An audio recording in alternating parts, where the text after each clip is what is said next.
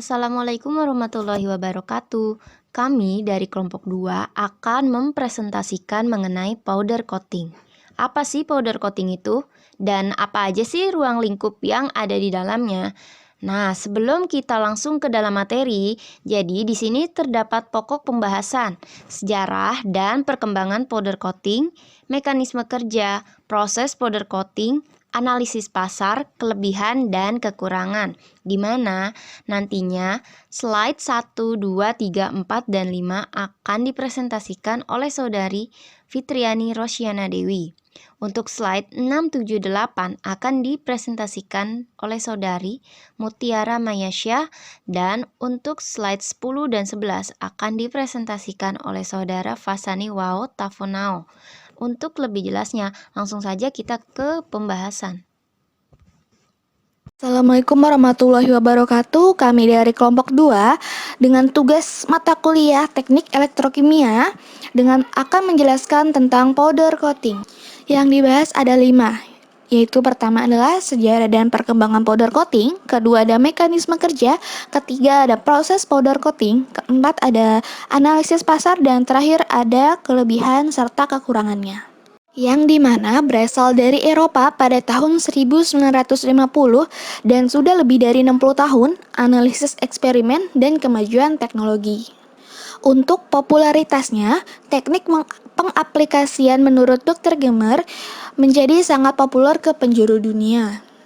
Di dalam masa itu, yaitu pada tahun 1960, Peter Gedelain, seorang ilmuwan di Amsterdam, memulai penelitian tentang pelapin ramah lingkungan yang bisa bersaing dengan cat cair tradisional.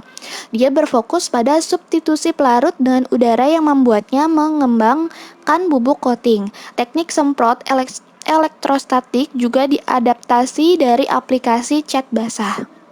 Untuk teknologi baru, pengolahan lapisan bubuk elektrostatik dikomersilkan antara tahun 1962 sampai dengan 1964. Proses ini menggunakan senapan semprot elektrostatik untuk menyemprot bubuk layaknya cairan. Dan adanya tekanan lingkungan pada awal tahun 1980 mendorong popularitas di seluruh dunia. Dimulai pada awal tahun 1980-an, pertumbuhan penerapan powder coating di seluruh dunia terbukti, terutama di Amerika Utara dan Jepang. Sejak saat itu, teknologi telah mengalami peningkatan yang luar biasa, termaksud perumusan serbuk dan peningkatan efisiensi.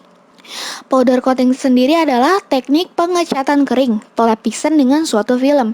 Dalam bentuk film bubuk digunakan dalam lapisan tipis workpiece, kemudian dilarutkan dalam bentuk film dan dipanaskan untuk polimerisasi dan pengawetan coating. Adapun mekanisme kerja atau proses powder coating, yang dimana powder dilekatkan pada permukaan profil aluminium atau besi dengan menggunakan alat elektrik spray gun. Partikel yang bermuatan negatif diletakkan ke benda kerja. Besarnya muatan partikel tersebut tergantung dari besarnya medan listrik. Ketika muatan negatif, gaya yang timbul tergantung arus yang mengalir dan lamanya waktu yang digunakan. Pada saat powder coating disemprotkan, arahnya tidak lurus ke benda kerja, namun membentuk suatu warp around effect. Hal ini akan memberikan keuntungan karena powder coating dapat menjangkau bagian yang terlindungi.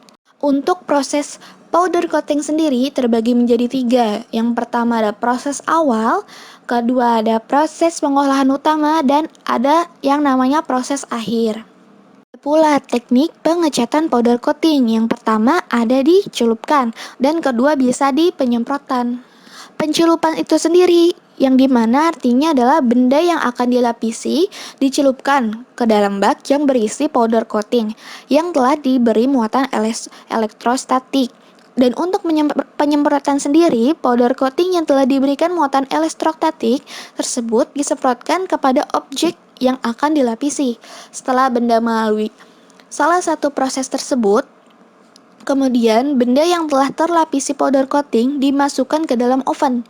Tujuannya untuk melelehkan dan menyatukan partikel serbuk atau bubuk sehingga membentuk lapisan-lapisan yang halus yang melapisi objek atau benda kerja. Fungsi Fungsi dari elektrostatik agar sebuk menempel pada permukaan objek yang akan dilapisi, yaitu ada bahannya. Pertama ada besi, aluminium, kayu MDS, resin, kromium, asam sulfat, demineralizer, soda api, larutan alkalin, dan larutan heksavalen. Untuk alatnya sendiri ada bak, semprotan, oven, ruang tertutup dengan kipas serta tangki. Adapun analisis pasar pada perusahaan powder coating yaitu, dalam meningkatkan penjualan, perusahaan powder coating perlu menerapkan strategi pemasaran yang dapat mempengaruhi peningkatan volume penjualan serta memaksimalkan laba sehingga dapat meningkatkan nilai perusahaan. Menyadari adanya ancaman kompetitor yang semakin meningkat pada sektor ini, maka perusahaan dituntut untuk menyusun berbagai langkah dan strategi untuk meningkatkan volume penjualan. Salah satunya adalah menerapkan strategi segmentasi pasar berdasarkan geografis, yakni dengan memperluas daerah pemasaran di beberapa titik. Namun, sebelum dilakukan analisis segmentasi pasar berdasarkan geografis, maka terlebih dahulu mengetahui data penjualan sebelum dilakukan segmentasi pasar tersebut. Adapun untuk penjualan berdasarkan letak geografis, yaitu disajikan berdasarkan tabel di samping ini. Untuk total penjualan pada tahun 2010 sebanyak 2.525.575. Untuk tahun 2011, 3.130.397. Untuk tahun 2012, 4.433.170 ton per tahun.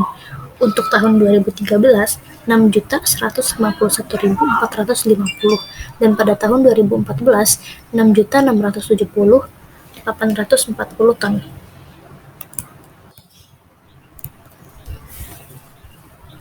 Selanjutnya yaitu analisis pangsa pasar pada beberapa titik geografis penjualan. Yang pertama ada Sulawesi Selatan dengan rata-rata pangsa pasar yaitu sebesar 64,42% dengan pertumbuhan 1,7% per tahun. Selanjutnya wilayah Sulawesi Tenggara dengan jumlah rata-rata pangsa pasar yaitu 77,72% dengan pertumbuhan 3,26% per tahun.